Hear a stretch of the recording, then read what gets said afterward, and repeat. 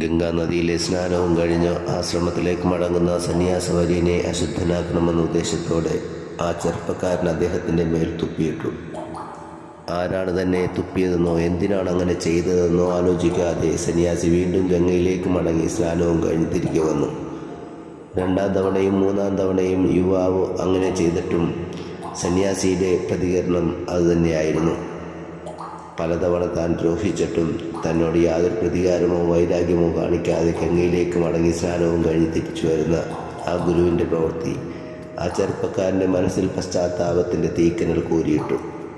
അവൻ സന്യാസിയുടെ മുമ്പിൽ വന്ന് മുട്ടുകുത്തി ചോദിച്ചു, ഗുരു, ഇത്ര തവണ ഞാൻ ദ്രോഹിച്ചിട്ടും എന്നോട് യാതൊരു പ്രതികാരവും കാണിക്കാതെ ഗംഗയിലേക്ക് മടങ്ങി സ്നാനം ചെയ്തു വരുവാൻ അങ്ങേ പ്രേരിപ്പിച്ചതെന്താണ്? ആ സന്യാസി പറഞ്ഞു, മകനെ, എൻ്റെ വിശ്വാസമനുസരിച്ച് ഓരോ തവണ ഗംഗയിൽ സ്നാനം ചെയ്യുമ്പോഴും ഞാൻ സ്വർഗത്തിലേക്കുള്ള ഓരോ പടി കയറുകയാണ് ചെയ്യുന്നത്. ഇന്ന് 3 പടി കയറുവാൻ നീ എന്നെ സഹായിച്ചു. പ്രിയരെ, നമ്മുടെയും ജീവിതത്തിൽ നമ്മെ ദ്രോഹിക്കുന്ന പലരുമുണ്ടാവാം. അവർ നൽകുന്ന ദ്രോഹങ്ങളും വേദനകളും സ്നേഹത്തോട് സ്വീകരിക്കുകയും ക്ഷമയോടെ അതിനോട് പ്രതികരിക്കുകയും ചെയ്യുമ്പോൾ നമ്മൾ സ്വർഗത്തിലേക്കുള്ള പടി കയറുകയാണ് ചെയ്യുന്നത്.